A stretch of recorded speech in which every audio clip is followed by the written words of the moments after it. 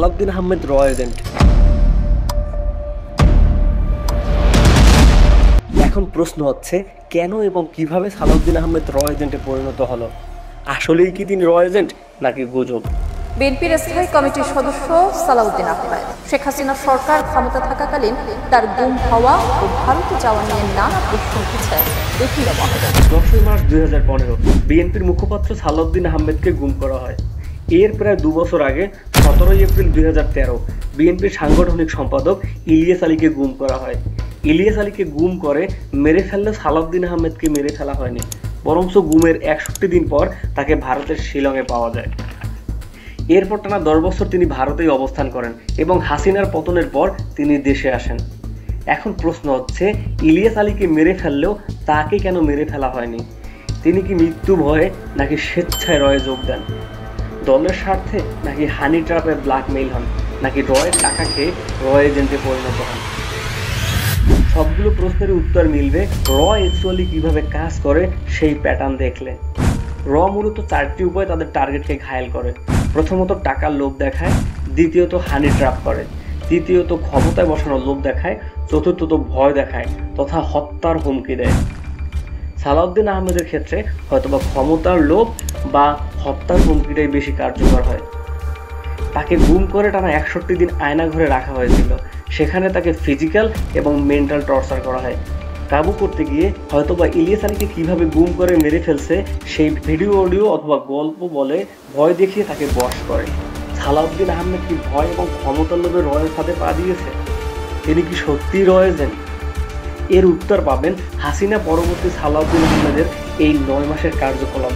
ছাত্র জনতা তথা গোটা জাতি যখন আওয়ামী লীগের নিষিদ্ধের ব্যাপারে একমত, জুলাই গণহত্যার বিচারের দাবিতে একমত, রাষ্ট্র সংস্কার এবং সংবিধান অ্যামেন্ডমেন্ট নিয়ে আন্দোলনে ব্যস্ত, সালাউদ্দিন আহমেদ তখন নির্বাচন চান। সবাই চাচ্ছে ডক্টর ইউনূস ও তার উপদেষ্টা পরিষদ গণহত্যার বিচার করে এবং সংবিধান অ্যামেন্ডমেন্ট করে একটি সুষ্ঠু নির্বাচন দিক। অন্যদিকে সালাউদ্দিন চাচ্ছে আগে নির্বাচন পরে সংস্কার। বন্দর করিডোর নিয়ে সিদ্ধান্ত নয়, অন্তর্বর্তীকালীন সরকারের একমাত্র ম্যান্ডেট হওয়া উচিত একটি সুষ্ঠু নির্বাচন। খুলনায় তারুণ্য সমাবেশে এমন মন্তব্য করেছেন বিএনপির স্থায়ী কমিটির সদস্য সালাউদ্দিন আহমেদ। এমনকি তিনি আওয়ামী লীগের নিষিদ্ধের বিরোধিতাও করে যাচ্ছেন। গোটা জাতি যখন চাচ্ছে ডক্টর ইউনূস আরও কিছুদিন ক্ষমতায় থেকে দেশের পুরো করাপ্ট সিস্টেমকে চেঞ্জ করে দুর্নীতিমুক্ত, ফ্যাসিস্ট মুক্ত একটি সুন্দর গণতান্ত্রিক বাংলাদেশ পেতে, ঠিক তখনই সালাউদ্দিন চাচ্ছে ডক্টর ইউনূসের পদত্যাগ। তিনি বলেন ডক্টর ইউনূস চাইলে পদত্যাগ করতে পারেন, জনগণ বিকল্প কাউকে বেছে নেবে। রাষ্ট্র পরিচালনার বিষয়, এখানে আবেগের কোনো বিষয় নেই, আবেগ তাড়িত হয়ে কোনো সিদ্ধান্ত নেওয়ার বিষয় নেই। আমরা তো ওনার পদত্যাগ চাইনি, তারপরও যদি উনি ব্যক্তিগতভাবে মনে করেন যে ওনার অসুবিধা, উনি থাকতে চান না, তখন জাতি সেটার বিকল্প চিন্তা করবে। যেখানে সালাউদ্দিনরা আওয়ামী লীগের রাষ্ট্রপতিকে অব্যাহতির ব্যাপারে অবস্থান নিয়ে তিনি বলেন রাষ্ট্রপতি অবসর হলে দেশের সংবিধান সংকট দেখা দিবে, সেখানে তিনি ডক্টর ইউনূসের পদত্যাগকে স্বাগত জানাচ্ছে। এ থেকেই বোঝা যায় আওয়ামী লীগ ও রাষ্ট্রপতি তাদের সমস্যা নয়, তাদের সমস্যা হচ্ছে ডক্টর ইউনূস।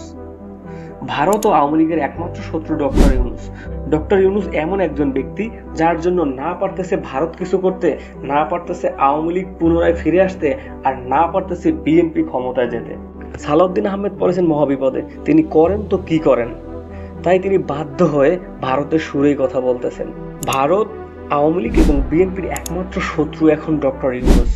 সালাউদ্দিন আহমেদকে 61 দিন আয়নাঘরে বন্দি রেখে টর্চার করে মেরে না ফেলে কে বা কারা, কেন এবং কিভাবে বাংলাদেশ থেকে তাকে ভারতে নিয়ে গেল?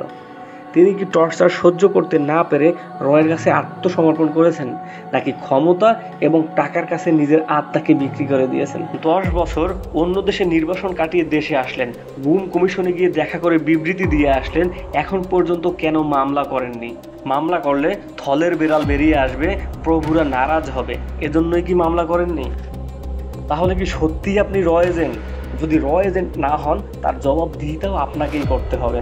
আপনার উচিত প্রেস কনফারেন্স করে সত্য মিথ্যা সবকিছু বাংলাদেশের মানুষের কাছে তুলে ধরা, তাহলে দুধ কা দুধ পানি কা পানি সবার কাছে গ্রহণযোগ্য হবে। আপনি 10 বছর আপনার স্ত্রী সহ ভারতের শিলংয়ে অবস্থান করেন, সেখানে আপনি মিটিং করেন এবং তার কিছু ফটো সোশ্যাল মিডিয়ায় ভাইরাল হয়, যেগুলো নিয়েও আপনার সত্যতা জাতিকে অবগত করা উচিত। র কাউকে গুম করে মেরে না ফেলে ভারতে পাচার করার ব্যবস্থা করে দিলেই যে তিনি র এজেন্ট এমনটা নাও হতে পারে। অ্যাকচুয়াল কি হয়েছে, কিভাবে তিনি ভারতে পৌঁছালেন সেটা তিনিই ভালো বলতে পারবেন। তবে সালাউদ্দিন আহমেদের বর্তমান কার্যকলাপ তাকে প্রশ্নবিদ্ধ করছে। ইলিয়াস হোসেন এবং পিনাকি ভট্টাচার্য সালাউদ্দিন আহমেদের কিছু ফটো সোশ্যাল মিডিয়ায় আপলোড দিলে বিষয়টি খুব আলোড়ন তৈরি করে। তো সালাউদ্দিন আহমেদকে বলবো, অ্যাকচুয়াল ফ্যাক্ট কি সেটা আপনিই ভালো জানেন। মৃত্যু ভয়, হানি ট্র্যাপ, টাকা ও ক্ষমতার লোভ, কিসের জন্য আপনি র এজেন্টে পরিণত হলেন সেটা প্রেস ব্রিফিংয়ের মাধ্যমে জাতির কাছে তুলে ধরেন।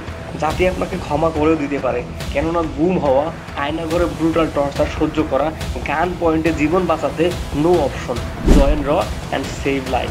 কী করার, 90% লোকই হয়তো বা জীবন বাঁচাতে এই অপশনটাই বেছে নেবে।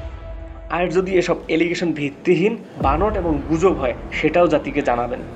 আপনার প্রেস ব্রিফিংয়ের অপেক্ষায় রইলাম।